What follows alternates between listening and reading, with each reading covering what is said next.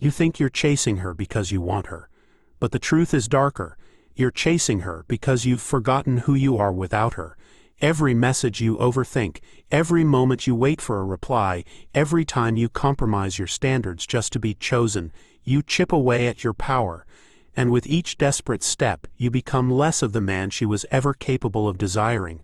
This is the great paradox of attraction. The moment you run toward her, she starts running away, not because she is cruel, but because nature itself does not bend to neediness. The feminine is magnetized to strength, not to striving. It follows gravity, not grasping hands. And yet, men all over the world keep falling into the same trap. They chase validation like addicts, offer their worth like beggars, and confuse pursuit with power. But power is never in the hands of the one who is chasing.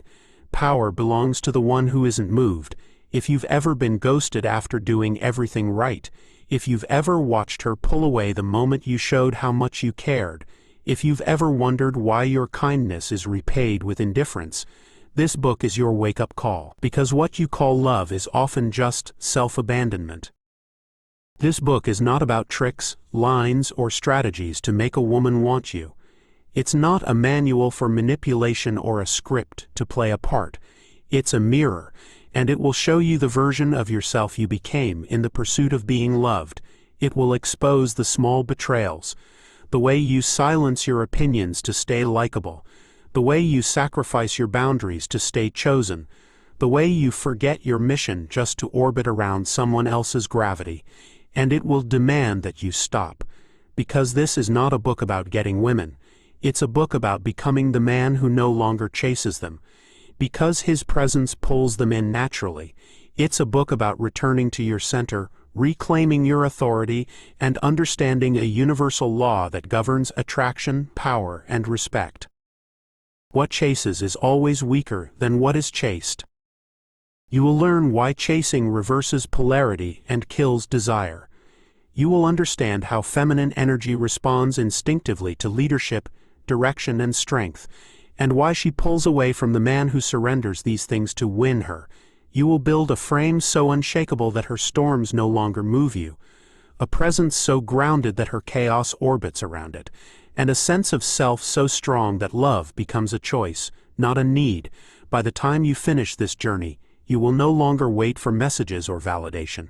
You will no longer ask how to make her want me. You will stop measuring your worth by who stays or who leaves. Because once you understand the truth, that the king never chases, you will finally see what chasing always kept hidden. You were the prize all along. Are you ready to stop running? Then turn the page. The real work begins now. Chapter 1: The Trap of Pursuit. You think chasing her proves you're a man. You think it shows strength, persistence, desire. That's the lie you were programmed to believe. And it's the very lie that's killing your power. Every time you bend your schedule to match hers, every time you wait by the phone for a reply that never comes, every time you soften your truth to seem more acceptable, you are not proving your worth, you are surrendering it. And the brutal reality is this: the moment you begin to chase her, you stop being the man she was capable of desiring in the first place. She does not fall for the one who kneels. She does not crave the one who reaches. She is drawn to the man who stands still in his sovereignty and lets the world and her move toward him. Modern men have forgotten this fundamental law of polarity. They confuse motion with power, chasing with confidence, and attention with love. They grow up being told that if they just try hard enough, say the right words, show how much they care, she will choose them. But this is not how attraction works. The feminine does not respond to effort, it responds to gravity. And gravity is not earned, it is not begged for, it is embodied. The sun does not chase the planets, they orbit naturally around its force. The mountain does not crawl toward the climber, she ascends to meet it. Likewise, the man who stands firm in who he is, in his purpose, his direction, his certainty, becomes a gravitational center. Everything else either aligns with that pull or drifts away. Chasing is the behavior of a man who has forgotten his own orbit. It's the desperate motion of someone who has built his identity around being wanted rather than being worthy. And the truth is harsh but liberating. What chases is always beneath what is chased. Need is repulsive. It signals that something is missing within you. And the feminine can smell that weakness before you even speak.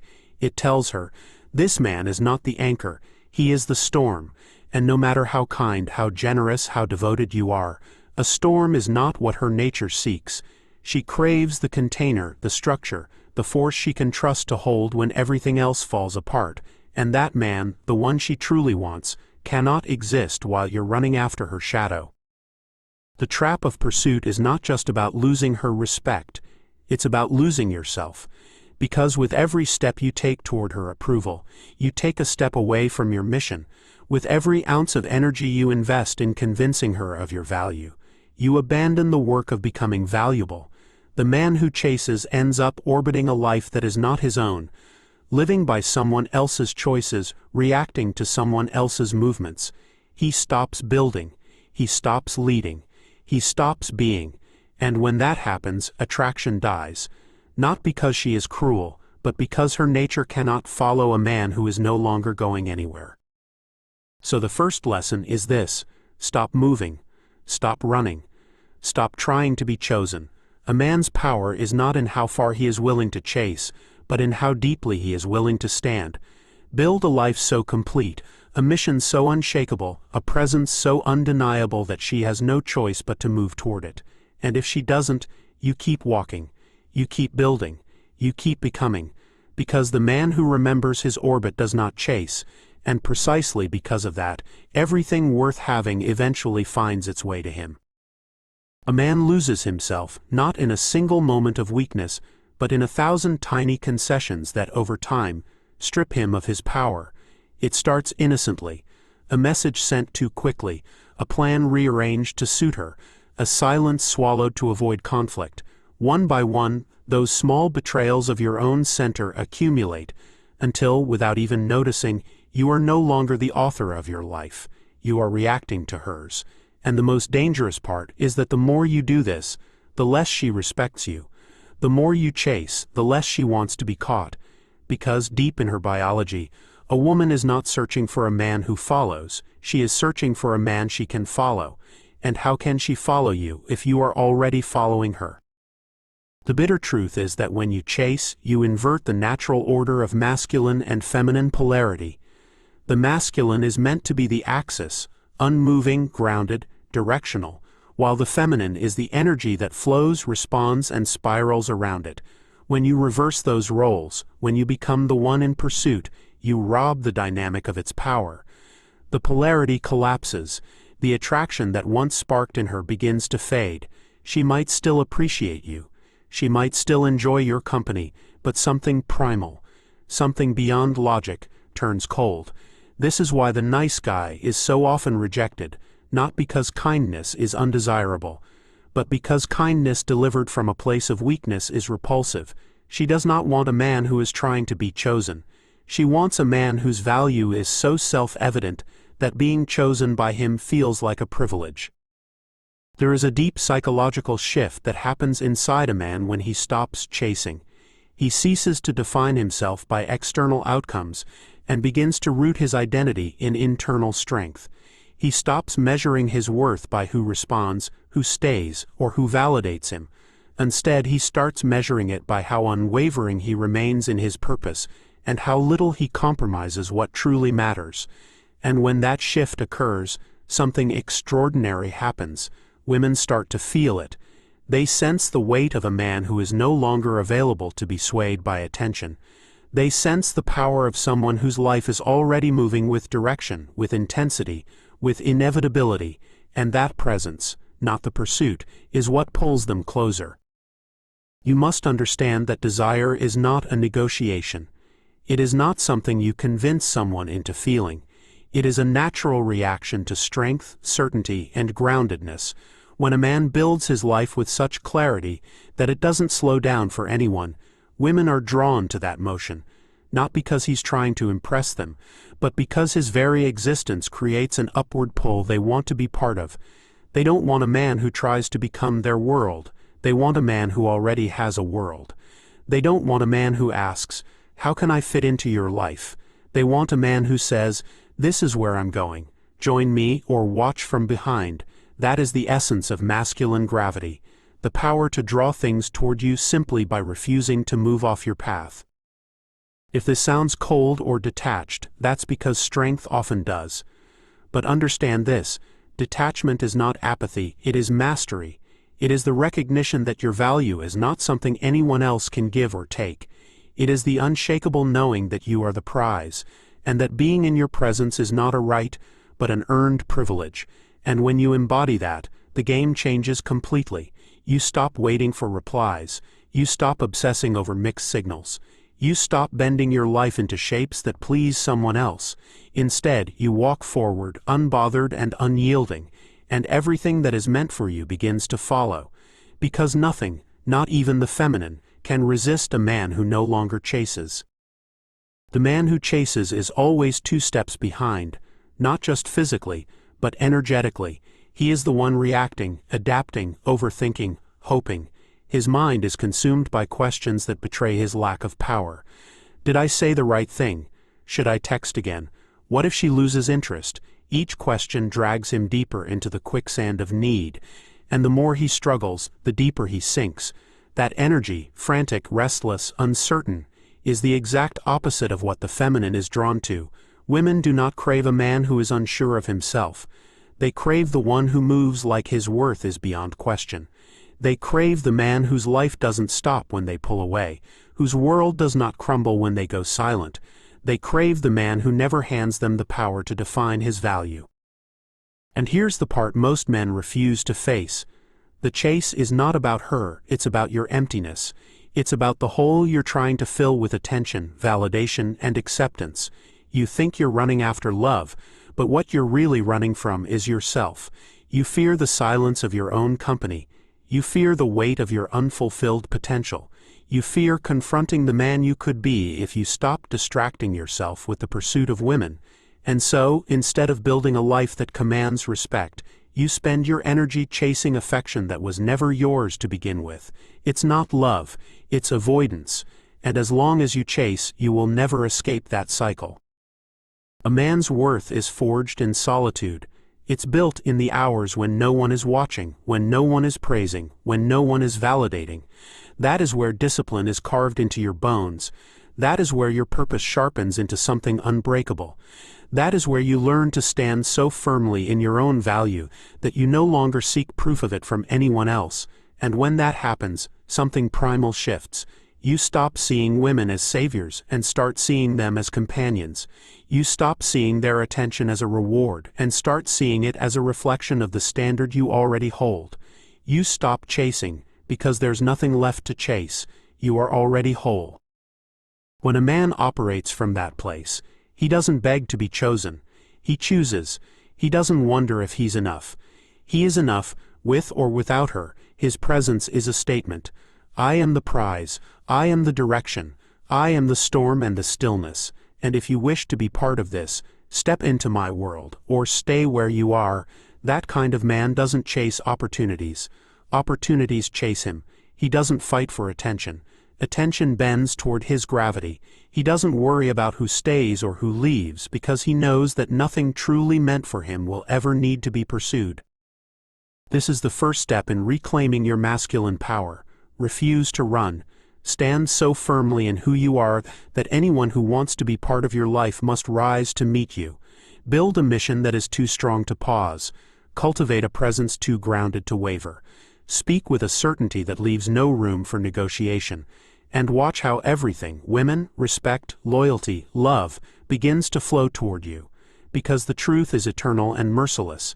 The king does not chase, he builds his kingdom, and the world inevitably, irresistibly, moves to meet him. Chapter 2: The Energetic Law of Polarity. A man's greatest mistake is believing that attraction is about what he does. He thinks if he says the right words, wears the right clothes, builds the right life, she will be drawn to him. But attraction is not mechanical, it's magnetic. It's not about doing, it's about being. It's not about actions you perform to get her attention, but the field of energy you embody that she cannot ignore. Masculine and feminine are not roles to be played. They are forces of nature, ancient, primal, unstoppable, and they are governed by the law of polarity. The masculine is not meant to chase the feminine. It is meant to pull her into its orbit by the sheer weight of its gravity. And when a man forgets this law, when he trades polarity for pursuit, everything collapses. Masculine energy is the axis, straight, unwavering, directional. It is the mountain that does not move, the fire that continues to burn regardless of who gathers around it. Feminine energy is motion, fluid, spiraling, chaotic and responsive. It is the river that bends and flows, the wind that dances around the peaks. Attraction happens not when these two are similar, but when they are opposite. The more stable the mountain, the more wildly the river flows. The more grounded the flame, the more furiously the wind feeds it. But when the mountain starts moving toward the river, when the fire begins chasing the wind, polarity is lost. The masculine becomes uncertain, the feminine feels unanchored, and desire evaporates. This is why chasing destroys attraction at its root, because it signals to her deepest instincts that the axis is gone. A man who chases is not a man she can trust. He is not a leader she can follow. He is a branch drifting with the current, not the bank that contains the river. Without that structure, her chaos no longer has anything to respond to, and without that response, the dynamic dies. This isn't about games or manipulation. It's about nature. Feminine energy needs masculine direction. It doesn't want a man who asks, "What do you want me to be?" It wants a man who declares, "This is who I am. Follow if you wish." The man who stands still in his power pulls the feminine into orbit effortlessly. The one who runs after it only proves he has none. A woman's deepest yearning is not to be chased, it is to surrender. But she cannot surrender to a man who is beneath her. She cannot soften into chaos around a man who is more chaotic than she is. She cannot trust a man who abandons his path to follow hers. She craves the masculine that refuses to move, the one whose mission does not pause when she hesitates, the one whose standard does not bend when she tests it, the one whose direction does not change even when she pulls away. That's the paradox of polarity. She resists the man who chases her but submits to the one who does not move. She loses respect for the man who tries to win her but loses herself to the man who refuses to lose himself for her. If you've ever wondered why she pulls back the moment you show more interest, it's because your energy shifted. You stopped being the axis. You stopped being the one she could revolve around. The moment you chase, you place her above you. You place her opinion, her attention, her approval on a pedestal. And the second you do that, she feels it. She might not be able to explain it, but she senses the imbalance. The polarity collapses, and once that happens, no amount of effort can reignite what's been lost. The only way to restore it is to return to your center, to remember that your power is not in the chase, it's in the stillness. It's in the strength to let her go if she won't follow. It's in the silence that says, "I do not need to prove myself to be worthy. I already am." The reason most men never embody true masculine power is because they are terrified of what happens when they stop moving. They believe that stillness equals inaction, that refusing to chase means losing her, that holding their ground will leave them alone. But that fear is precisely what keeps them weak. It's the fear of being alone that makes them abandon their mission. It's the fear of being unloved that makes them betray their standards. It's the fear of losing her that makes them lose themselves. And as long as fear controls you, you cannot embody masculine energy, because masculine energy is not reactive. It does not respond to fear. It anchors itself so deeply that fear has no place to land. You must understand that polarity is not about dominance in the shallow, egoic sense. It's not about control. It's about order. It's about being the structure that allows her chaos to exist without consuming itself. Feminine energy is raw, powerful, creative. But without a container, it burns itself out. Without a direction, it spirals endlessly. That's why the deepest part of a woman longs to surrender to something stronger, not because she's weak, but because her power needs shape, and that shape can only be provided by a man who refuses to be moved by her storms. If you bend every time she pushes, she will push harder.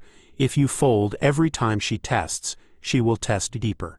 Not because she's cruel, but because her nature is searching for something solid to trust, and if she never finds it, she will walk away, not because she doesn't want you, but because she cannot feel safe around you. This is why chasing is so destructive. It is not just an action, it is a signal. It tells her subconscious, I will abandon my center for you. I will compromise my mission for you. I will give up my sovereignty for your attention. And once she senses that, her instinct is no longer attraction, it's resistance. Respect dies first. Desire follows close behind. What's left is pity, boredom, or manipulation, none of which are the soil in which real polarity grows. A man who chases is not seen as a partner, but as a resource, and a man who exists only as a resource will always be disposable. The paradox is that the less you chase, the more magnetic you become. When your life moves forward whether she's in it or not, she feels the pull. When your standards are non-negotiable, she feels the weight of your authority. When your purpose remains unchanged regardless of her approval, she feels the inevitability of your direction.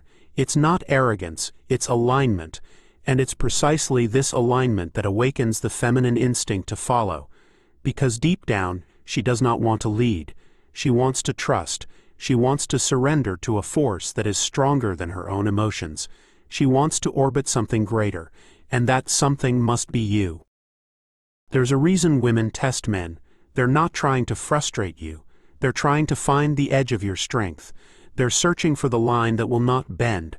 They're probing for the anchor that will hold no matter how violent the storm. And when they find it, something changes. The battle stops. The resistance melts. The feminine softens. She no longer needs to fight because she's found what her nature was seeking all along.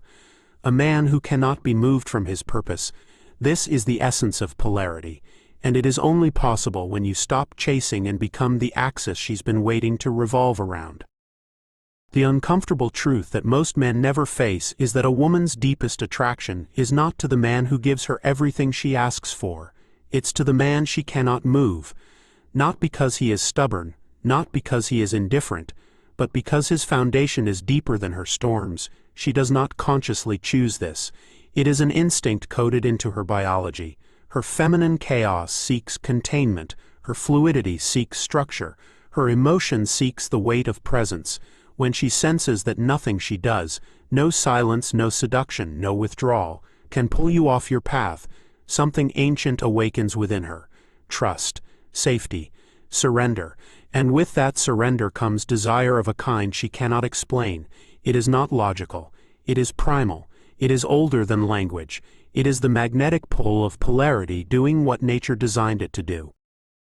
But the second you abandon that center, the second you contort yourself to be more likable, more available, more agreeable, that instinct dies. It doesn't matter how attractive you are, how generous you become, how many sacrifices you make.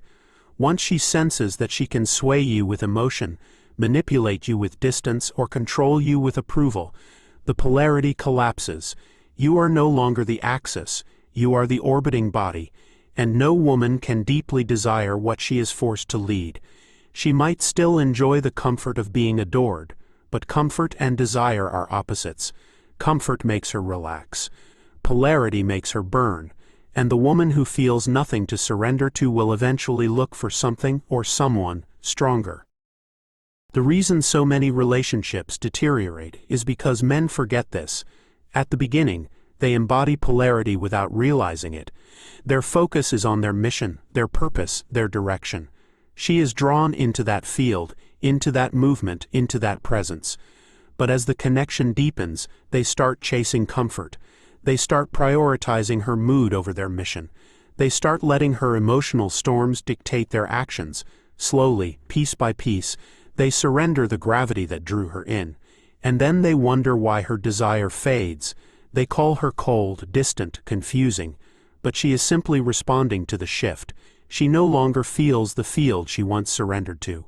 And without that field, there is nothing left to surrender to. Masculine power is not about being emotionless, it's about being immovable.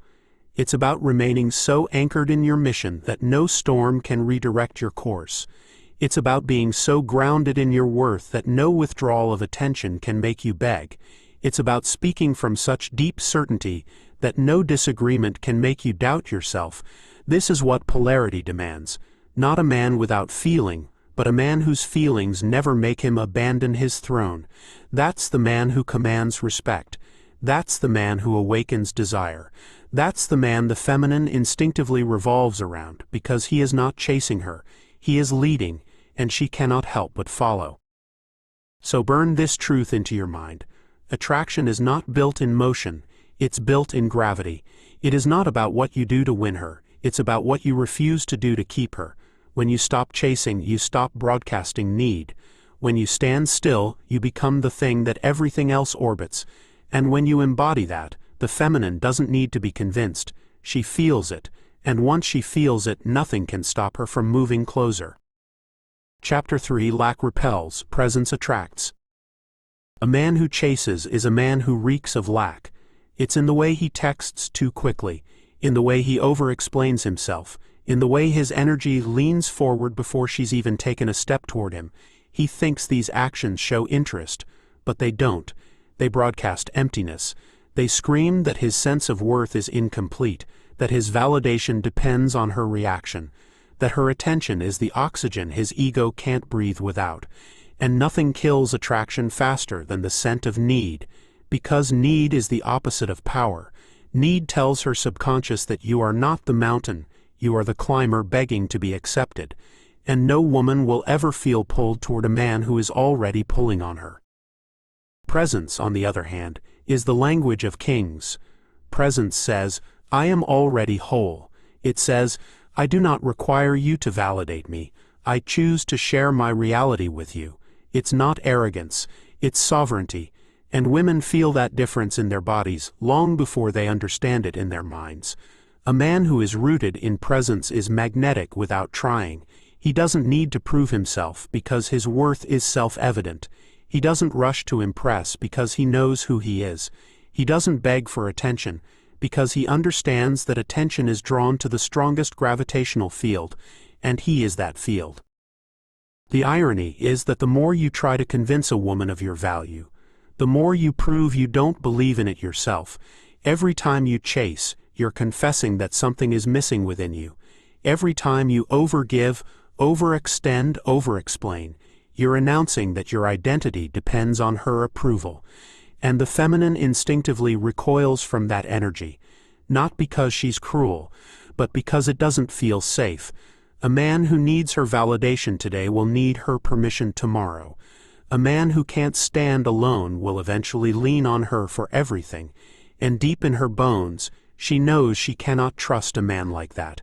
She cannot surrender to him. She cannot follow him. He may win her sympathy, but he will never awaken her desire. Presence is the opposite of all that. Presence is quiet power. It's the weight of a man who walks into a room and does not need to be seen to be felt. It's the calm of a man who speaks less because his silence already commands attention. It's the certainty of a man who does not chase because he knows that everything meant for him is already on its way. Presence cannot be faked because it is not a performance, it's the natural expression of inner fullness. And that fullness is not something she gives you. It's something you build. It's born from discipline, from purpose, from mastering yourself when no one is watching. It's the result of countless small victories. The goals you set and crush, the battles you fight and win, the temptations you resist and rise above, each one builds the foundation of a man who does not need, he chooses. When you operate from presence, you stop chasing because you no longer feel behind. You stop overcompensating because you know nothing is missing. You stop proving yourself because you've already proven everything to the only person who matters, yourself. And it's in that state, when your worth is untouchable, when your value is non-negotiable, that women feel something they can't explain. They feel safe, they feel drawn, they feel compelled to move closer, because presence is not loud, it does not demand, it does not pursue, it simply is, and everything else is pulled into its orbit. Most men live their entire lives chasing what they think they're missing, never realizing that what they're truly missing is themselves. They chase women hoping to feel desirable. They chase status hoping to feel important. They chase money hoping to feel worthy. And every chase, no matter how successful, leaves them emptier than before. Because validation earned externally is always temporary. The dopamine fades, the excitement dies, the attention shifts elsewhere, and once it's gone, the void yawns open again, demanding the next fix. This is why a man can sleep with dozens of women and still feel hollow. This is why he can achieve everything he thought would make him enough and still wake up feeling like nothing. Because nothing you chase outside of you will ever fill what's missing inside you. Presence begins when the chase ends. It begins when you stop reaching outward and start building inward. It begins when you learn to sit with your own silence without needing distraction. When you can walk alone without feeling lonely. When you can look in the mirror and know that the man staring back is worthy, not because of what he's achieved or who he's with, but because he is. That kind of internal solidity cannot be given, and it cannot be taken. And when you possess it, something changes in how you move through the world. You stop asking, "What can I do to impress her?" and start asking, "Does she even qualify to stand next to me?" You stop fearing rejection because rejection no longer means anything about you. You stop seeking validation because your existence is its own validation.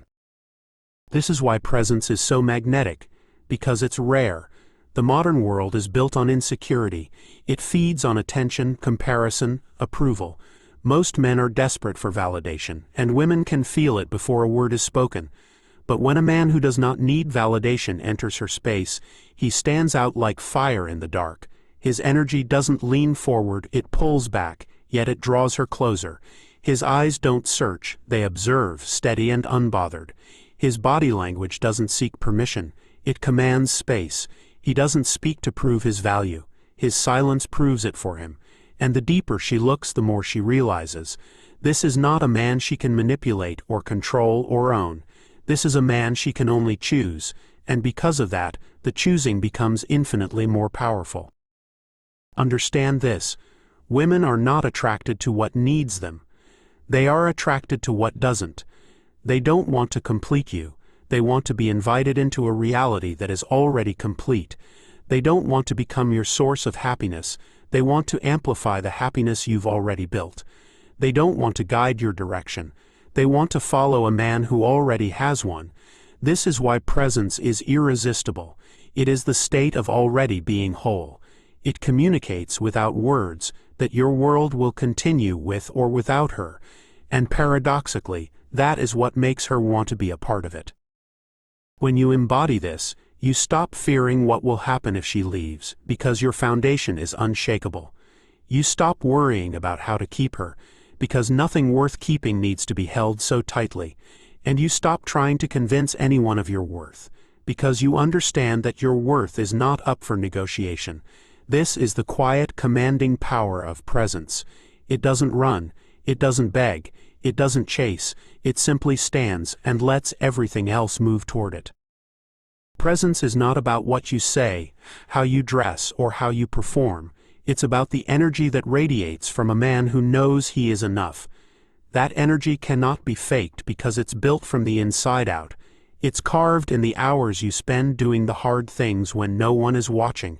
It's forged in the discipline you maintain when it would be easier to give up. It's strengthened by every boundary you refuse to compromise, and every standard you refuse to lower. That inner architecture becomes visible in everything you do, in the steadiness of your gaze, in the patience of your silence, in the certainty of your movements. And the feminine, which is deeply attuned to energy, senses it immediately. She might not be able to name it, but she feels it. A pull, a weight, a sense of safety and challenge wrapped into one. It's the presence of a man who is not trying to prove anything, because he already is everything. This is why women test men, not because they enjoy games, but because they're searching for that presence. Every delay in her reply, every shift in her mood, every sudden withdrawal isn't an attack, it's a question. Are you grounded or are you pretending? Are you anchored or are you acting? Will you stand firm or will you collapse the moment I pull away? And most men fail these tests, not because they're weak, but because they're hollow. They haven't done the internal work to build a presence that doesn't depend on external outcomes. Their confidence is a costume. Their composure is an act. So when the feminine pushes, everything crumbles. And once she sees that, the desire dies. But the man who is truly present does not flinch. He does not chase when she retreats. He does not over-explain when she questions. He does not panic when she pulls back. He remains who he is, calm, centered, certain. And in that unmovable stillness, her testing stops, because she's found what she was looking for all along, something stronger than her own chaos. It's in this space, when you no longer reach, no longer prove, no longer perform, that true attraction begins. You become the gravitational center. The chase reverses. The one who once ran now circles back. The one who once tested now relaxes. The one who once pulled away now leans in. And it's not because you changed who you are to win her, it's because you refused to change who you are to keep her. That refusal is rare, it's powerful, it's intoxicating, and it communicates something words never could, that you are not here to be chosen, you are here to choose. When you master presence, the dynamic shifts forever.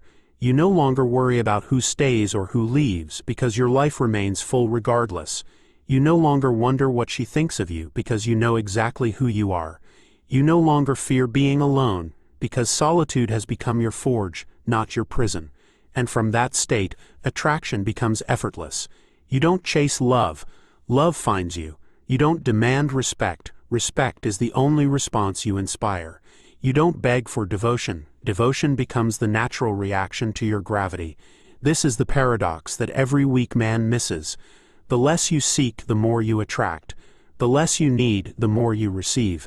The less you chase, the more they follow, because presence is power, and once you possess it, the world can't help but move toward you. Chapter 4: The Frame, Your World or Hers. Every interaction between a man and a woman is a silent battle for the frame, the invisible field of reality that shapes how both people behave, feel, and respond. Most men don't even know it exists, yet it controls every outcome. If you are not holding the frame, she is. If you are not defining the terms of the connection, she will. And once she does, you are no longer the man, you are a guest in her world. You orbit around her moods, her expectations, her timelines, her rules. You filter your words through what she might think. You make decisions based on what might please her. You measure your worth by how she reacts. And the second you do that, you've surrendered the throne. You've given away the core of masculine authority, the power to define reality. The frame is not about control in the childish sense of dominance. It's about leadership. It's about the strength to hold a vision so clearly that everything around you begins to align with it. A man with a strong frame doesn't ask, "What do you want this to be?" He declares, "This is what I'm building. You're welcome to walk beside me." He doesn't seek permission. He sets direction. He doesn't adapt to chaos. He establishes order. And the feminine, contrary to what weak men believe, wants that. She doesn't want to be the one making every decision, setting every standard, driving every movement, because that's not where her essence thrives. She wants to trust that the man she's with has the strength to carry a world within him and the courage to lead her into it. When a man has no frame, he becomes reactive. He adjusts his opinions when hers differ. He changes his plans when she hesitates. He abandons his boundaries the moment she pushes back. And in doing so, he tells her, without words, that his identity is negotiable, that his mission is flexible, that his values can be bent for attention. And no matter how much she says she wants a nice guy, the truth is that no woman can respect a man whose reality collapses under pressure. She will test him harder, challenge him deeper, push further, not because she wants to break him, but because she's searching for something that cannot be broken. If she never finds it, her respect will rot, and once respect dies, attraction follows. You must understand, relationships don't end because of arguments, disagreements, or distance. They end because one person stops respecting the other's frame. When a man loses his, the polarity dies. He becomes background noise. He becomes predictable. He becomes safe, not in the way that makes her relax, but in the way that makes her bored. She doesn't want a man who bends. She wants a man who bends the world. She wants to feel that his mission is bigger than her moods. She wants to feel that his standards are stronger than her emotions. She wants to feel that stepping into his life requires her to grow, not the other way around. Because deep down, she doesn't want to be the center of his universe.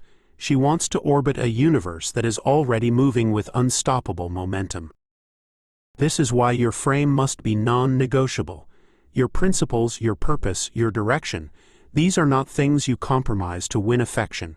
They are the gravity that commands it. If you abandon them, you abandon the very thing that makes you magnetic. Hold them, and the world, including her, will align around you. The man without a frame is like a leaf in the wind, constantly moving, constantly adjusting, constantly reacting to forces stronger than himself. And nothing repels the feminine faster than a man who can be moved by anything other than his own will.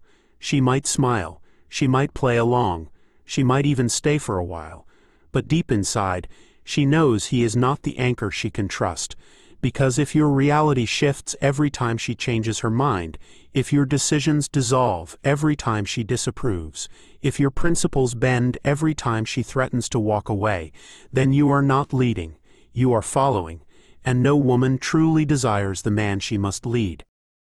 You cannot inspire devotion if you do not hold the line. The line is your world, your mission, your vision, your non-negotiables. It's the boundary that separates who you are from who you refuse to become. And the truth is, the stronger the line, the deeper her trust.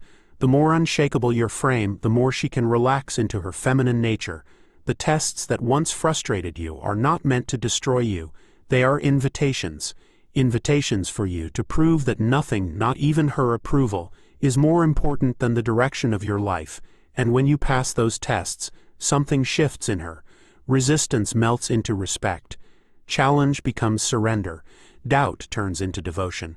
Because now she sees a man who cannot be pulled off his path, and that is the man she wants to follow.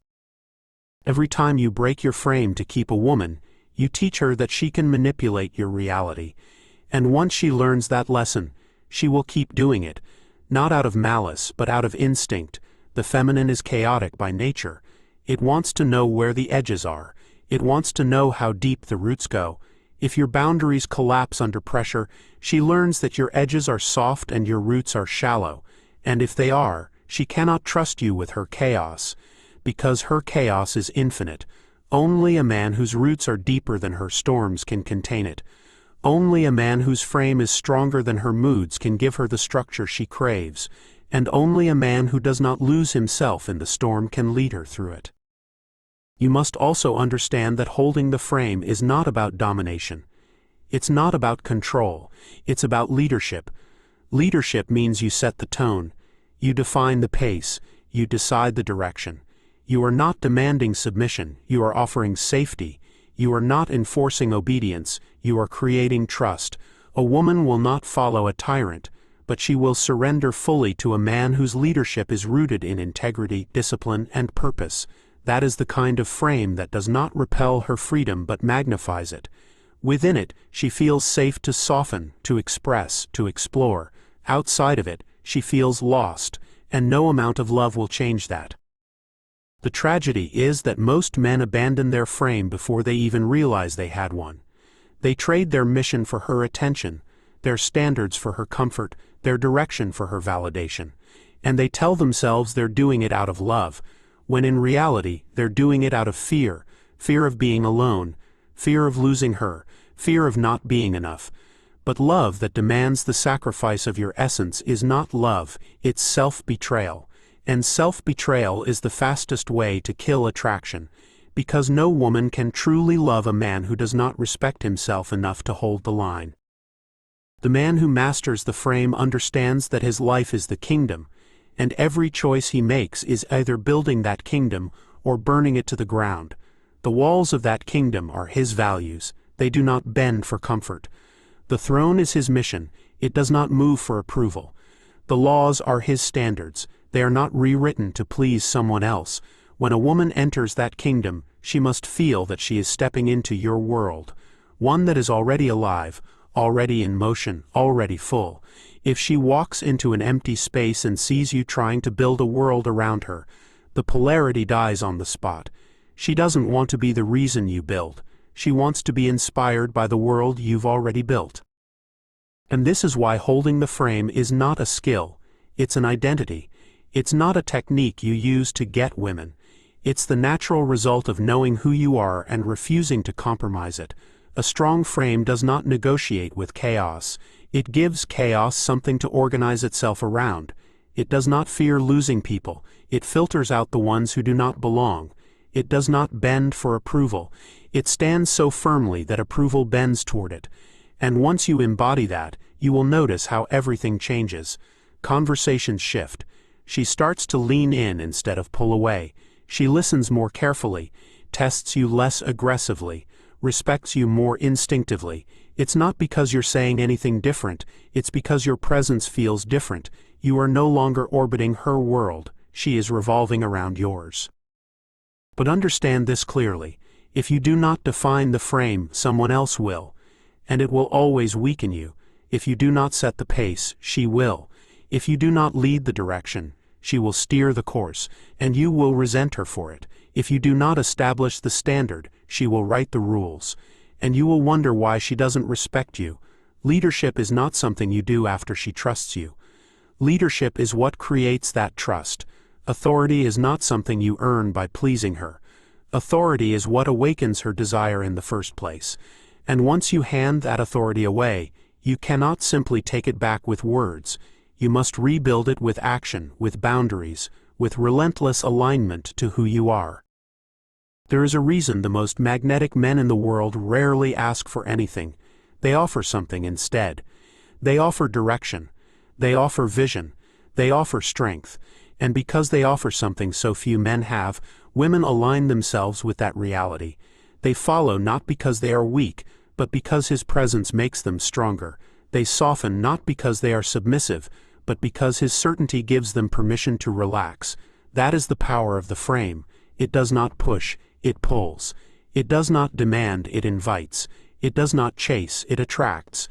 And in that field, everything begins to orbit the way it was always meant to. The question you must ask yourself is brutally simple. Are you building a world for her to step into, or are you trying to squeeze yourself into hers? Are you living as the king whose reality defines the rules, or are you living as the servant who bends to follow them? Until you answer that with brutal honesty, you will always chase, always overthink, always hand away your power. But the moment you decide that this is your world, that you will not shrink to fit anyone else's, the dynamic changes forever. The feminine does not want to lead. She wants to trust the one who can. And the man who holds the frame never has to prove himself, because his very existence proves everything. Chapter 5 Tests, Chaos, and the Feminine Storm. If there is one truth about women that weak men never learn, it is this: she will test you.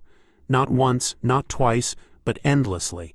And those tests are not insults, they are invitations. They are not games, they are instinct. The feminine tests not to break you, but to find out if you can't be broken. She pushes not to punish you, but to see if your strength is real. She creates storms not to destroy you, but to reveal whether you are the mountain that cannot be moved. And if you fail to understand this, if you take those tests personally, emotionally, or reactively, you will always fail them. Because the moment you react, you show her that you are not the anchor she was searching for. You show her that your strength is just a costume, your confidence just an act. And no matter how much she once liked you, her respect begins to die. The feminine is chaos. Not chaos as in destruction, but chaos as in pure movement, emotion, intuition, depth, unpredictability. It's what makes her beautiful and maddening at the same time. But chaos without a container consumes itself. It spins without direction. It burns out, and that is why the feminine seeks the masculine. Not to tame her, but to hold her. She does not want a man who meets chaos with more chaos. She wants the man who can remain still when the winds howl. She wants the man whose silence doesn't crumble under her shouting, whose standards don't dissolve under her tears, whose certainty doesn't evaporate under her withdrawal. That stillness isn't coldness, it's strength, and that strength is the very thing that allows her to relax into her nature. Every test she throws your way is a question. Can you hold this? Can you hold me when I doubt you? Can you hold me when I push you away? Can you hold me when I try to shake you from your path? And if your answer is yes, not in words but in presence, she will trust you with more. She will trust you with her vulnerability, her surrender, her devotion. But if your answer is no, if you argue, explain, overreact, or change who you are to stop the test, she learns something else. She learns that you are not the man she can trust with her deepest self. She learns that your foundation cracks under pressure. And once she learns that, desire begins to die in a way it never fully returns. Most men resent these tests. They call them manipulative. They complain about drama. They interpret her storms as disrespect. But the truth is harsher. It's not that she doesn't respect you. It's that she's searching for something to respect. Her testing is not an attack on your masculinity. It's a primal search for it. And the reason it frustrates you is because it exposes how much of your strength is built on sand. If you were truly grounded, her tests wouldn't move you. If you were truly certain, her chaos wouldn't shake you. If you were truly anchored, her storms would only reveal how deep your roots go. Every storm is a mirror. And what it shows you is whether the man you think you are is real or just a mask you wear when things are easy. The masculine that survives the feminine storm is not reactive. It is responsive. It doesn't fight the chaos or run from it. It holds it. It allows her waves to crash against its shore and still remains. And in that remaining, something powerful happens. Her chaos begins to trust its own freedom. Her storms soften because they no longer need to rage. Her resistance melts into surrender. Because the moment she realizes that nothing she does can pull you from your mission, she stops trying. And in that stillness, in that deep exhale of safety, desire, raw, instinctive, unstoppable, is born.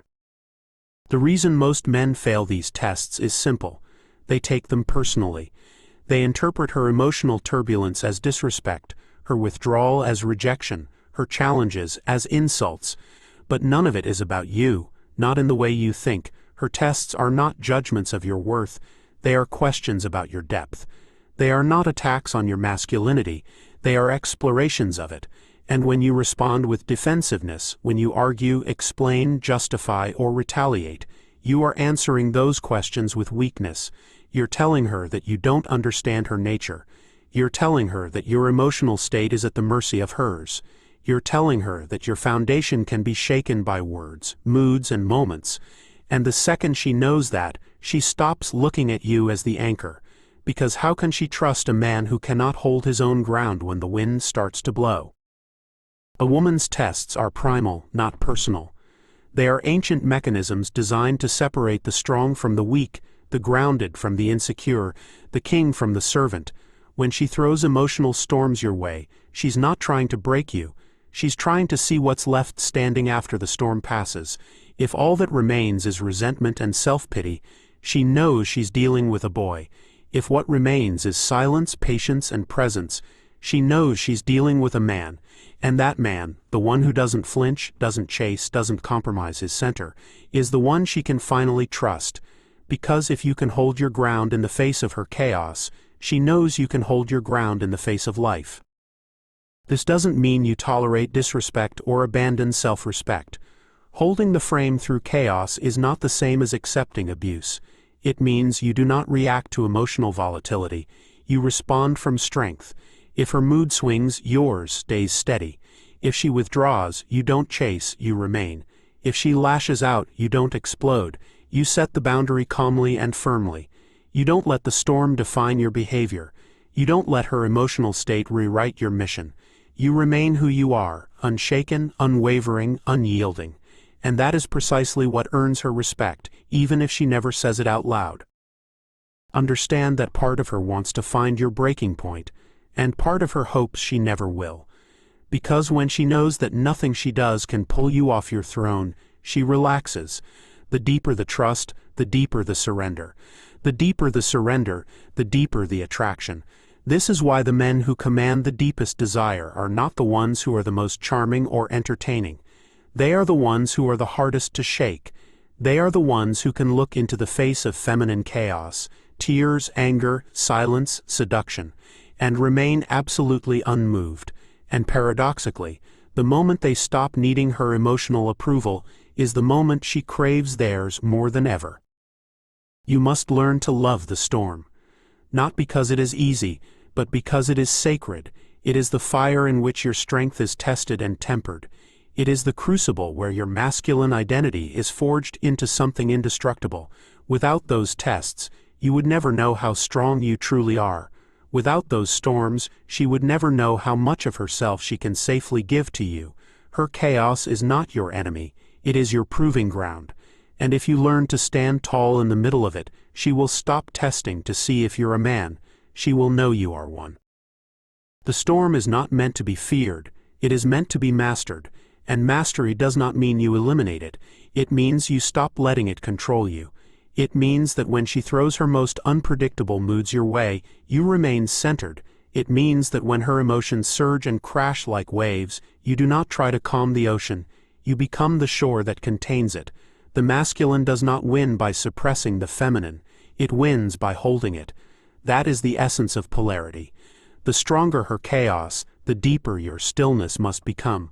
And when she sees that no matter how loud the thunder gets, your ground does not shake, something profound happens. She stops fighting.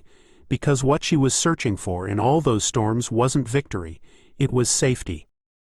It is in that safety that her real self begins to emerge. The defensive games dissolve. The need to test weakens. The chaos stops being a weapon and becomes an expression. Because now she knows that you are not fragile. She knows that your love is not conditional on convenience. She knows that your leadership will not vanish the moment things get hard. And in that knowing, she surrenders in a way that no amount of chasing or pleasing could ever create.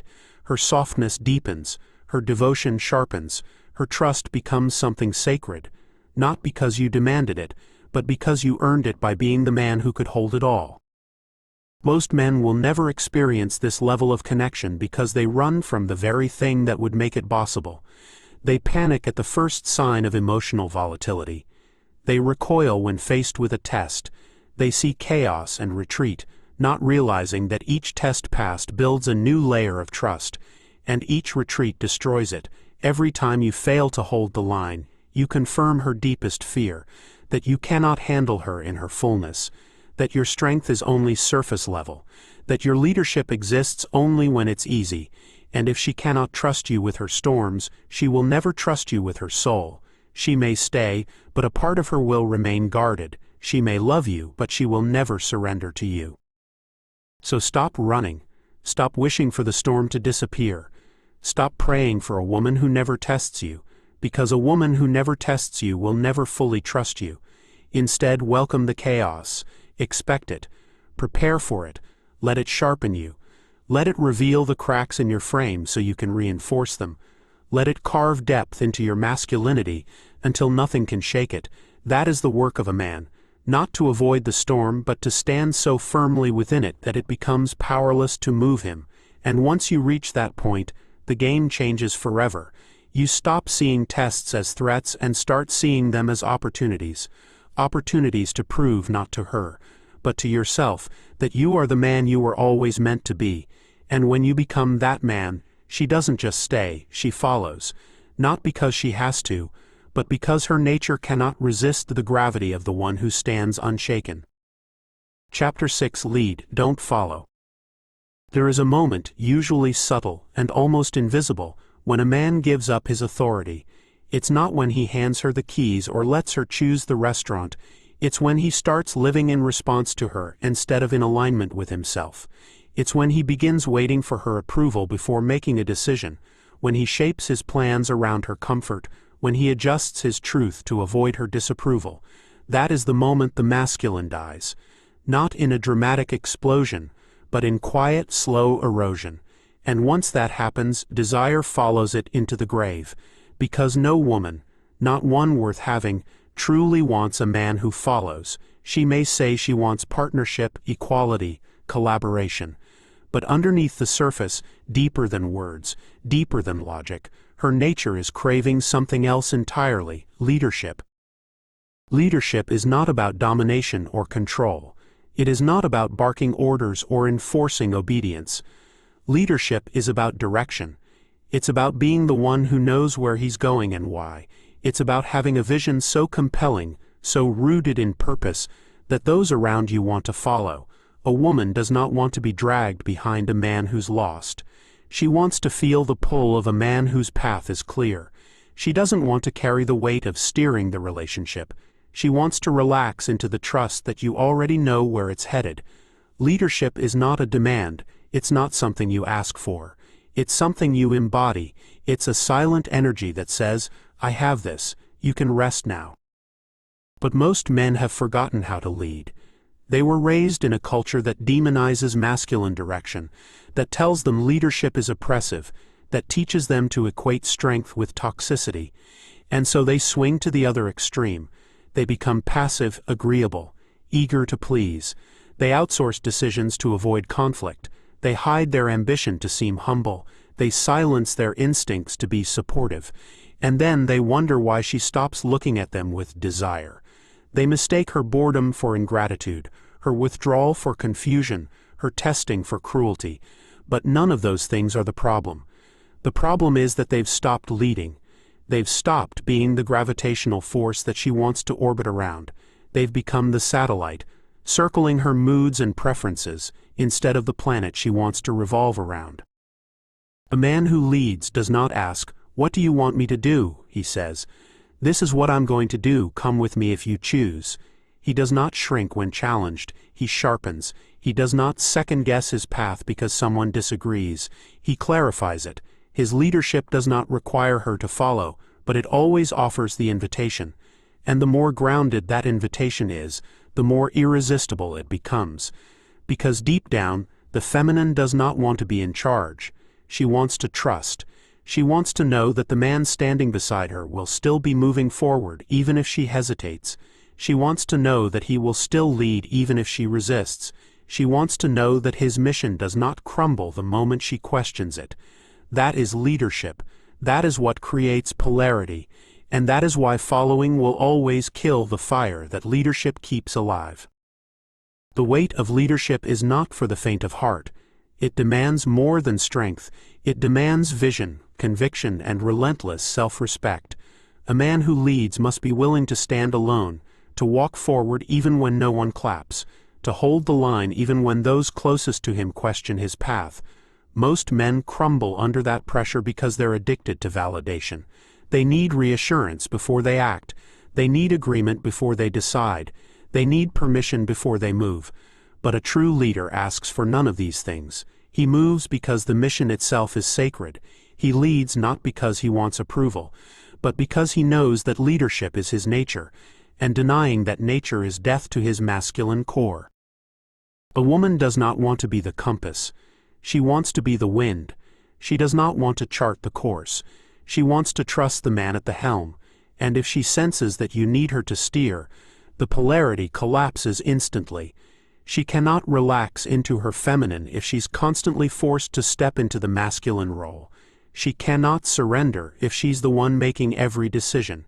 She cannot respect a man who looks to her for direction, because deep down she knows she will never feel safe following him. This is why so many relationships feel like sibling partnerships instead of masculine-feminine polarity, because both people are waiting for the other to lead. The masculine becomes passive, the feminine becomes dominant, and desire withers in the stalemate. Leadership is not about controlling her behavior. It's about creating a reality so strong that she wants to be part of it. A man who leads doesn't tell her what to do. He shows her where he's going and lets her decide if she's coming. That's the difference between coercion and power.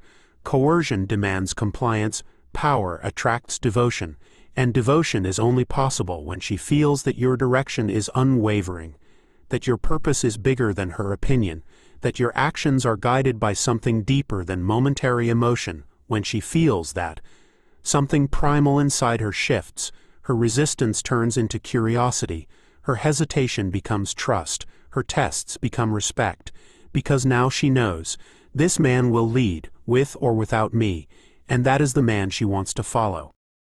But here's the brutal truth. If you don't lead, she will. Nature hates a vacuum. If the masculine refuses to take up space, the feminine will step in to fill it. She will start making decisions. She will start setting the pace. She will start steering the ship. Not because she wants to, but because she feels she has to. And once that happens, the polarity flips upside down. She will resent you for the burden she never wanted to carry. She will lose respect for the man she now has to guide.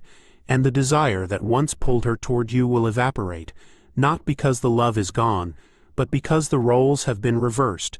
You will no longer be the leader, you will be the passenger, and no woman longs to make love to a passenger. To lead is to refuse that fate. It is to decide that your mission will not pause for approval, that your standards will not bend for comfort, that your purpose will not disappear because someone questions it. It is to become the man whose vision is so clear, so magnetic, so undeniable, that others, including her, want to be part of it without you ever needing to convince them. That is leadership. It's not loud, it's not flashy, it's not domineering. It is steady, focused, relentless. It is a man moving forward with such certainty that following him feels like the most natural thing in the world. And when you embody that, you stop competing for attention because attention now follows you. You stop chasing connection because connection gravitates toward you. You stop asking for respect because respect is the only possible response to the man who leads. Leadership is not a role you perform, it is a reality you become. It's not something you switch on when a woman enters your life. It's something that shapes every decision you make, every standard you hold, every step you take, even when no one is watching. That is why the strongest leaders never try to lead. They simply walk their path so powerfully that leadership becomes inevitable. They do not shout about their direction. They embody it. They do not beg for trust. They command it through consistency. They do not seek followers. They attract them through vision. And because their leadership is not dependent on anyone's participation, it remains intact whether she joins them or not. That is the highest form of masculine energy, sovereignty that needs nothing and therefore attracts everything. But make no mistake, leadership will cost you. It will cost you comfort because not everyone will understand your path. It will cost you approval because some will resent your clarity. It will cost you certain women because not all of them are ready to follow where you are going. And you must be willing to lose all of that. If you compromise your vision to keep someone in your life, you are no longer leading. You are following their fear. If you bend your mission to keep her close, you've handed over the throne. A king does not adjust his kingdom to appease those unwilling to rise to its standards. He builds it, and lets those who cannot match its weight fall away, and when they do, he doesn't mourn. He understands that leadership is not about holding on to everyone, it's about attracting the right ones. When you embrace this, you stop fearing loss. You stop chasing approval. You stop making decisions from desperation, because now you are driven by something bigger than validation. You are driven by destiny, and destiny does not negotiate. It does not pause. It does not ask permission to exist. It simply moves forward, and everything that is meant to align with it will. This is the energy that turns a man from a partner into a pillar. It's what makes a woman look at him and know, this man will not lose himself to keep me. This man will not abandon his purpose for my comfort. This man will not follow me off the path just to avoid walking alone. And it's in that knowing that the deepest form of feminine surrender is born. She doesn't follow you because she has to. She follows you because she wants to. Because something in her soul recognizes the truth in your steps. Because something ancient in her body relaxes in the presence of your direction. Because something timeless in her heart knows that your leadership will not crumble when tested. And that's when the dynamic transforms. You are no longer chasing her attention, she is chasing your presence. You are no longer competing for her time, she is fighting to be part of your world. You are no longer proving yourself, she is proving that she deserves a place beside you. This is the power of a man who leads. He does not beg to be chosen, he chooses, and in doing so, he becomes the man no one dares to walk away from. So ask yourself, are you moving forward with purpose, or are you waiting for permission? Are you shaping your world, or are you trying to fit into someone else's? Are you walking your path regardless of who follows, or are you stopping every few steps to make sure she's still behind you? Because until you decide that leadership is not something you do for her, but something you are for yourself, you will always be the passenger in someone else's story. But once you claim it, once you plant your flag and refuse to move, everything shifts. The world stops pulling you off course. Women stop testing your direction. Life itself starts bending toward the force of your will. And that is when you stop chasing anything, because now everything is chasing you. Chapter 7: Standards over Validation. There's a moment in every man's life when he's forced to choose between his standards and his need to be liked. And most men choose wrong. They trade their boundaries for attention. They silence their truth for affection. They betray their mission for validation. And they call it compromise, or being understanding, or doing what it takes to keep her.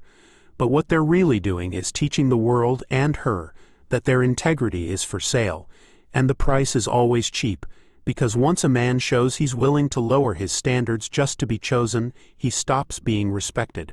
And once he stops being respected, he will never truly be desired again. Your standards are not preferences. They are the architecture of your worth. They are the invisible lines that tell the world, this is who I am, and this is what I will accept. They are the difference between a king and a beggar, between a leader and a follower, between a man who commands respect and one who hopes for it. When you betray those standards for validation, you are announcing that the opinions of others matter more than your own self-respect. And nothing kills attraction faster than a man who cannot even respect himself. A woman might stay with him. She might even care for him. But the raw, magnetic desire that draws her deeper, that dies the moment she senses that his boundaries can be negotiated. The world will always test your standards. People will push to see if they're real or if they're just words. Women will challenge them, intentionally or not, to see how much of yourself you're willing to sacrifice for their approval. And most men cave under that pressure. They think that saying yes to everything will make them more lovable. They think that bending their values will make them more appealing. But the truth is the opposite. Every time you bend, you become less attractive. Every time you compromise, you become less respected. Every time you trade your principles for validation, you become less magnetic. Because the masculine's power is rooted in its immovability, and if that immovability is gone, so is the polarity. Women don't want a man who says yes to everything. They want a man whose no actually means something. They want to feel the weight of his boundaries because boundaries are what make them feel safe. They want to know that his values are stronger than their moods, that his direction is more powerful than their emotions. A man who has no standards can't protect himself. And if he can't protect himself, how can he protect her? She tests those boundaries not to control him, but to see if he's capable of protecting anything at all. And when he holds the line calmly, firmly, unapologetically, something ancient shifts in her. Respect deepens, trust expands, attraction intensifies, because now she knows, this is not a man who will crumble for approval. This is a man who knows his worth, and that is a man she can follow. The man without standards is a man without gravity. He's the one who bends to every request, agrees to every demand, apologizes for things he didn't do, and reshapes himself to fit into whatever box will keep the peace. He thinks this makes him more lovable, but in reality it makes him invisible. Because the moment a woman senses that your boundaries are fluid, she stops feeling your presence. The moment she realizes that you'll tolerate anything to keep her close, she stops respecting you. And once respect is gone, love becomes lukewarm and desire dies altogether. The truth is harsh but absolute. If you don't protect your standards, they mean nothing. And if they mean nothing, neither do you. A man's standards are not just rules. They are the embodiment of his self-respect. They are the reflection of how deeply he values himself. And self-respect is the foundation of attraction. You can't demand respect from anyone if you don't demand it from yourself first. You can't expect loyalty from others if you betray your own principles. You can't inspire devotion if you're constantly negotiating your worth. Every time you allow disrespect to slide, every time you tolerate behavior you know is beneath you, every time you silence your truth to avoid confrontation, you're sending a clear message.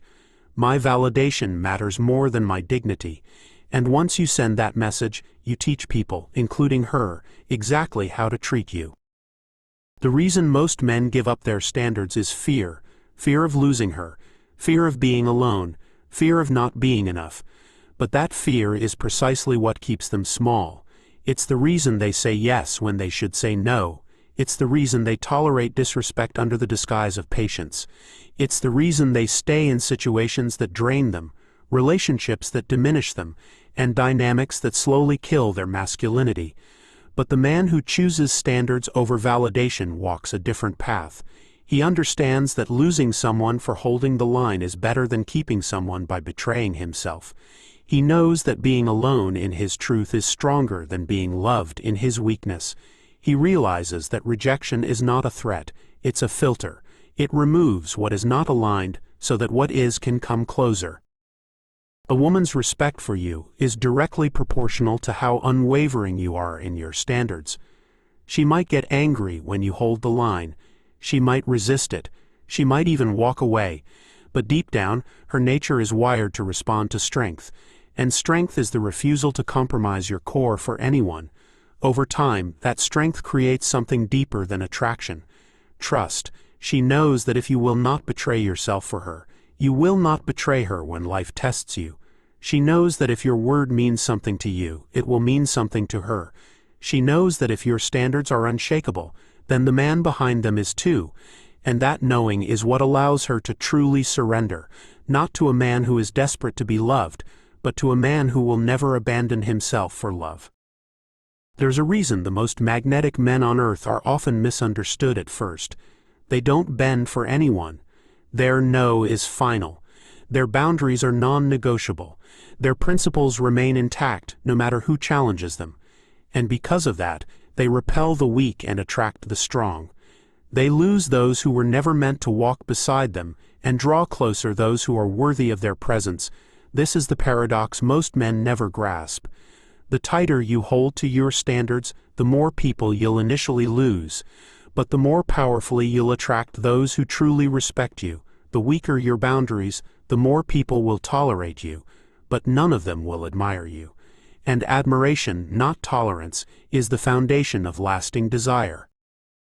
It's better to be alone in your strength than surrounded by people who only value your weakness.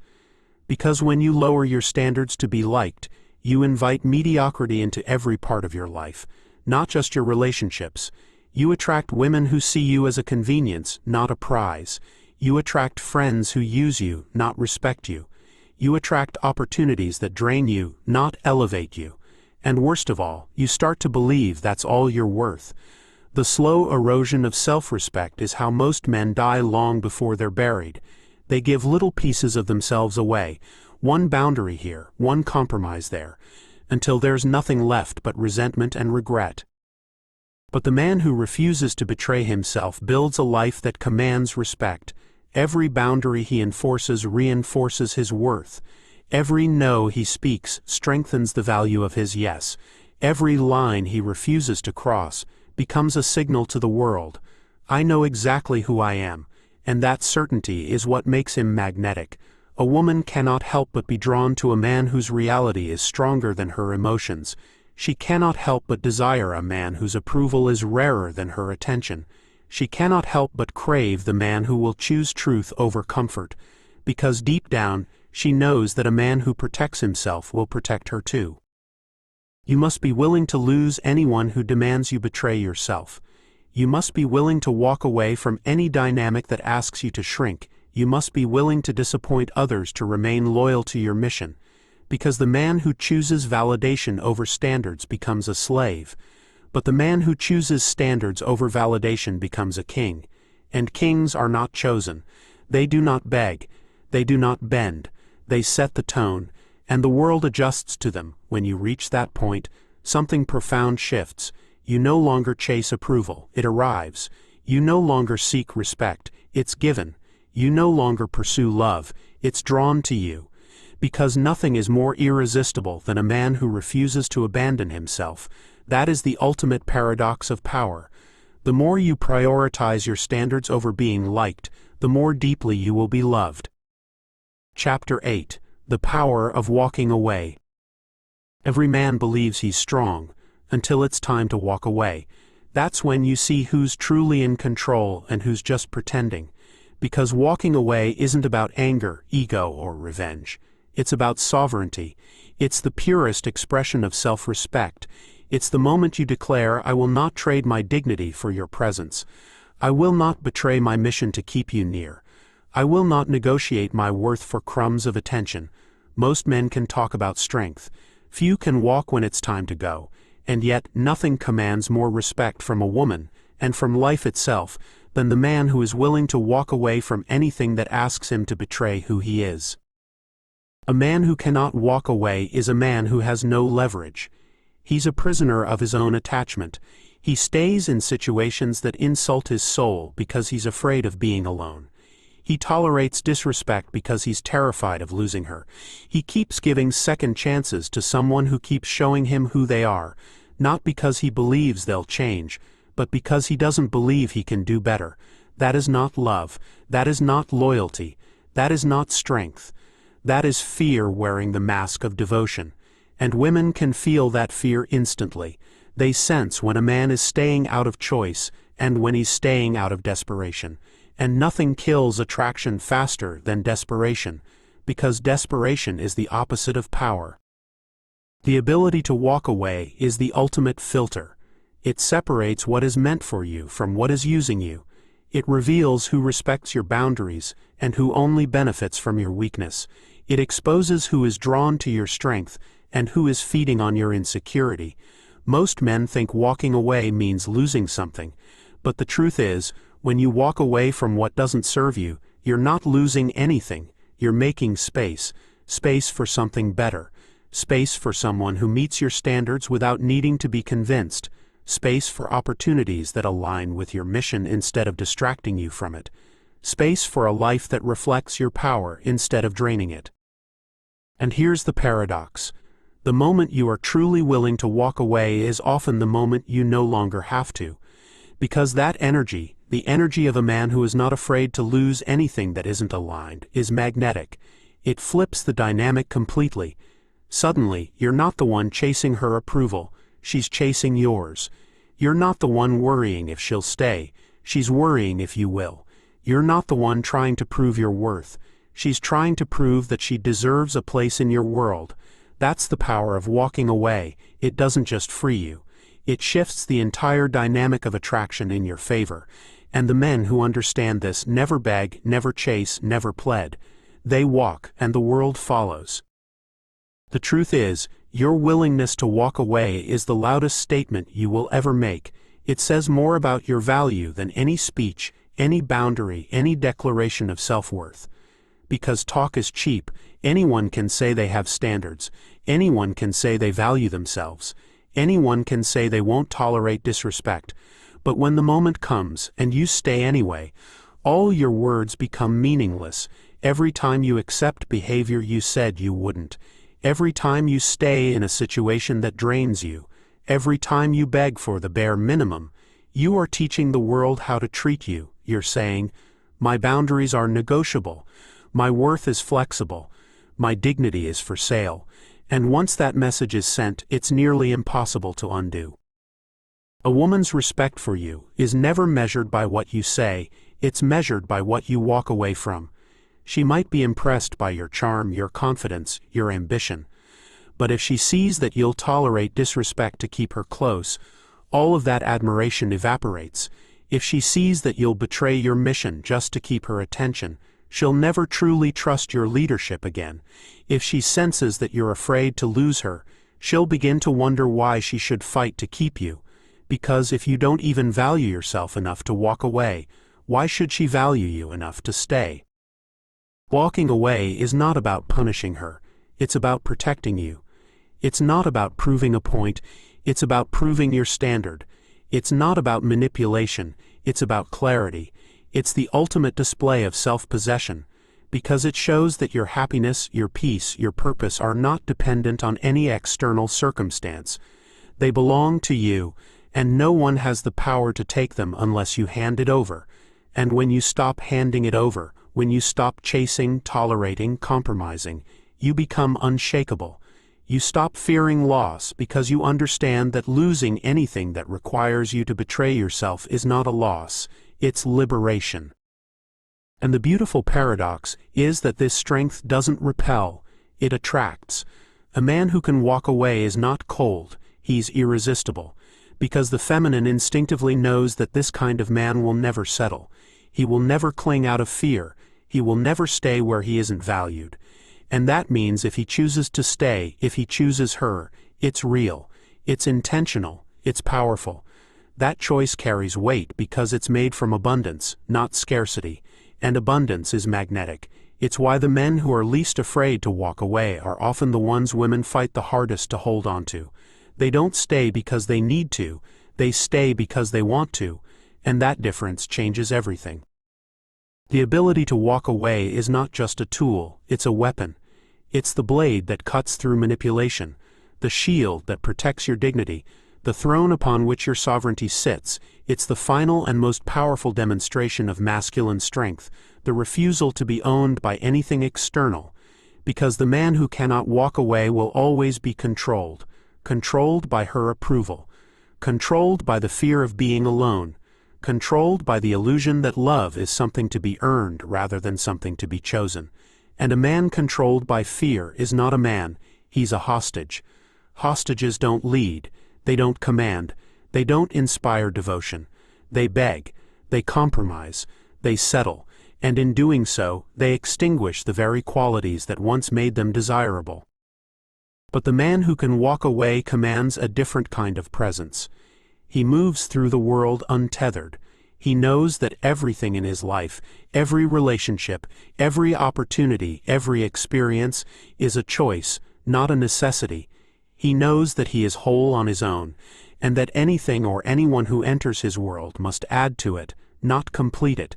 This man doesn't cling because he understands that nothing truly aligned requires him to hold on so tightly. He doesn't chase because he knows that what is meant for him cannot be lost. And he doesn't tolerate disrespect because he recognizes that his energy, his peace, and his time are sacred, and not everyone deserves access to them. This kind of strength transforms the dynamic at its core. When a woman realizes you are willing to walk away, the entire polarity shifts. You are no longer playing the game by her rules. You are no longer negotiating from a place of fear. You are no longer waiting to be chosen, you are choosing. And that choice is what awakens her deepest desire. Because nothing is more attractive to the feminine than a man who does not need her. Not because he doesn't care, but because his life is already full, his mission is already burning, his purpose is already consuming him. And if she is going to be a part of that, it will be because she earns her place, not because he's afraid to lose her. So understand this. Walking away isn't weakness, it's proof of your strength. It's the loudest statement of self-worth you will ever make. It's the action that says, I am the prize, I am the standard, I will not shrink to be kept, and I will not chase what is trying to leave. And when you finally embody that, when you truly internalize that nothing worth having requires you to betray yourself, you become untouchable. Not because you've hardened into apathy, but because your heart now belongs only to what meets you where you stand. That is the power of walking away. It's not the end of your strength, it's the beginning of it. And from that place, everything, love, respect, loyalty, devotion, stops being something you beg for and becomes something that chases you. Chapter 9, Becoming the Prize. At the core of every dynamic, every relationship, every pursuit, every dance between man and woman, there is one undeniable truth. Someone is the prize, and someone is the pursuer. Most men spend their lives trying to become the pursuer, believing that this is how they prove their worth. They chase, they impress, they compete for attention. They pedestalize women as if their validation is the final stamp of value. But this is the energy of a beggar, not a king. And a man who moves like a beggar will always be treated like one. The harsh reality is this: you are either the prize or you are the option. And the difference between the two isn't money, looks, or status. It's energy. It's how you carry yourself. It's the unshakable belief in your own worth that radiates without a word being spoken. The man who becomes the prize understands something most never will. Value is not something you chase, it's something you embody. He is not trying to prove himself because he already knows who he is. He is not waiting to be chosen because he is the one doing the choosing. He doesn't compete for attention because his attention is the competition. And when he steps into a room, that energy is felt before he even speaks. It's in his posture, in his silence, in the weight of his gaze. It's in the way he moves slowly and deliberately, as if the world has no power to rush him. It's in the way he doesn't try to fill every silence, because he knows his presence speaks louder than words ever could. But to embody that energy, you must first destroy the part of you that still believes you need to earn love.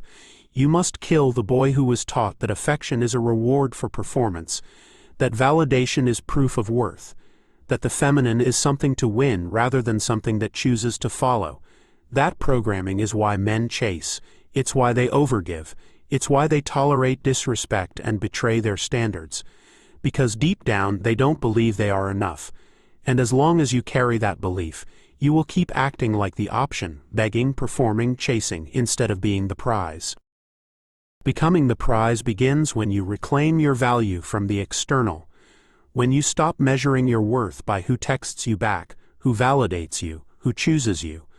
When you stop seeking permission to feel significant, when you stop needing proof that you matter. It begins when you wake up and decide that your value is non-negotiable, not because the world says so, but because you say so. And from that decision, everything changes. Your words carry more weight, your boundaries become unshakable. Your presence starts commanding respect instead of begging for it. You stop chasing because you realize there's nothing to chase. You already are what they're looking for. And the ones who are meant to find you will move mountains to be in your orbit. When a man truly sees himself as the prize, everything about the way he moves through the world transforms.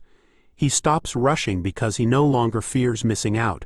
He stops over-explaining because his actions speak louder than explanations ever could. He stops proving because his existence is already proof. His conversations shift from trying to impress to simply expressing. His presence no longer begs for validation. It commands attention. This is the paradox most men never realize. The less you seek approval, the more approval you attract. The less you try to prove your value, the more people recognize it.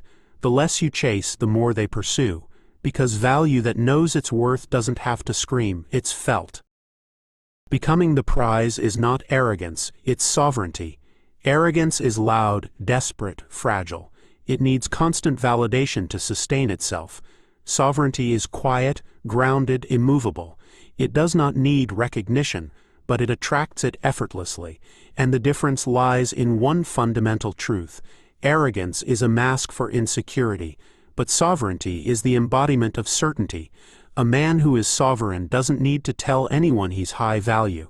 He doesn't need to convince anyone to stay. He knows that his presence is a gift, and that the right people will recognize it, and the wrong ones will remove themselves, and he's at peace with both outcomes.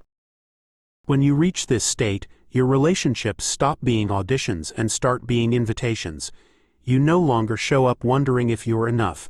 You show up knowing that you are, and letting them decide if they're ready to meet your standard. You no longer twist yourself into shapes to keep someone interested. You stand tall in who you are, and watch who's drawn to the flame. You no longer accept crumbs because you understand that the prize never competes for scraps. And that shift changes the entire energetic dynamic. Women stop testing if you're strong enough. They start proving they're worthy of your strength. They stop wondering if you'll chase. They start wondering how to keep your attention. They stop deciding if they'll choose you. They start hoping you'll choose them. But here's the part most men struggle with. To become the prize, you must also be willing to walk away from anything that treats you like you're not. Because the prize does not beg to be seen. It does not chase those who overlook it. It does not sit on a shelf waiting for someone to recognize its value. It stays in motion, it builds, it expands, and those who are meant to hold it will rise to meet it. Anything less than that is not rejection, it's redirection. It's the universe removing those who can't match your standard, so it can make room for those who will. And when you truly embody that mindset, rejection stops hurting, ghosting stops mattering, indifference stops stinging, because you realize that nothing valuable can be lost, only revealed. A woman's attraction to you deepens exponentially when she senses that you know your worth. It's not about arrogance or indifference, it's about certainty. Certainty in your path, certainty in your value, certainty in the fact that her presence is welcome but never required. And when she feels that, her energy shifts. She starts investing more. She starts chasing more. She starts proving more, because now she understands that she's not the prize, you are. And if she wants a place in your world, she'll have to earn it. To become the prize, you must live as if you already are. This is not a mindset you turn on when you're around women. It's a way of existing that permeates everything you do. It's in how you wake up in the morning and attack your mission. It's in how you speak, calmly, deliberately, without seeking approval. It's in how you carry yourself when no one is watching, how you treat your time, how you protect your energy. Every small choice either reinforces your value or erodes it. And the man who embodies value doesn't waste a second proving it. He simply lives it. His life is evidence. His discipline is evidence. His focus, his ambition, his self-respect, all of it communicates, without a word spoken, that he is the prize. And because of that, his reality begins to reshape itself around that truth. The kinds of people he attracts change. The quality of opportunities that come his way changes. The energy of the women who pursue him changes. He is no longer attracting those who want to fix him, complete him, or validate him. He's attracting those who want to align with him. He no longer entertains those who drain his power. He draws those who amplify it. And he no longer begs to be chosen. He offers the rare chance to be part of something greater. This is the shift that separates men who live in scarcity from those who radiate abundance. Scarcity asks, "Am I good enough?" Abundance says, "Are you?" The truth is, women don't fall for men who chase them. They fall for men who don't have to. They fall for the ones whose lives are already full, whose direction is already clear, whose energy already commands a room. They fall for the man who looks at them not with desperation, but with discernment. The man who knows that her beauty, her body, her attention, none of it defines his value. It's a bonus, not a foundation. And because he is already complete, he does not approach women with need. He approaches them with choice, and choice is what makes him irresistible. It's what makes his attention feel scarce. It's what makes his validation feel meaningful. It's what transforms his presence from something ordinary into something magnetic. To become the prize is to reverse the dynamic forever. You are no longer the one waiting for texts. You are the one deciding who deserves replies. You are no longer the one adjusting your life to be chosen. You are the one choosing who's worthy of adjusting theirs. You are no longer wondering if you measure up. They are wondering if they do. And when you reach this point, the entire landscape of attraction changes. You don't chase because there's nothing to chase. You don't prove because there's nothing to prove. You don't settle because there's nothing you need. You are the reward, and the world bends itself to earn you. That is the ultimate evolution of masculine energy. The moment you stop seeking value outside of yourself, you become the embodiment of it. And once that happens, women don't leave, they orbit. They don't test, they invest. They don't run, they chase. Final manifesto, the unbroken man. There comes a moment in every man's life when the noise of the world fades, the illusions collapse, and only one question remains. Who are you when there is nothing left to chase? That question is the final crucible, the place where boys disappear and men are born. Because every lesson you've read in these pages leads here. Every truth about power, polarity, purpose, and presence exists to prepare you for this single realization. You were never meant to run after anything. You were meant to stand so tall, so certain, so complete, that everything meant for you runs toward you. The weak man spends his life in motion, chasing women, chasing validation, chasing a sense of worth that always stays just out of reach. He bends to gain affection, compromises to be chosen, explains himself to those who never deserved an explanation. He gives his soul away piece by piece, then wonders why he feels empty. But the man who ascends, the man who reclaims his birthright, walks a different path. He stops, he roots himself, he builds, he leads, he becomes the gravitational center around which the world orbits, and in doing so, he discovers a truth that changes everything. The prize never moves, the prize never begs, the prize never chases, the prize simply is, and the worthy rise to meet it.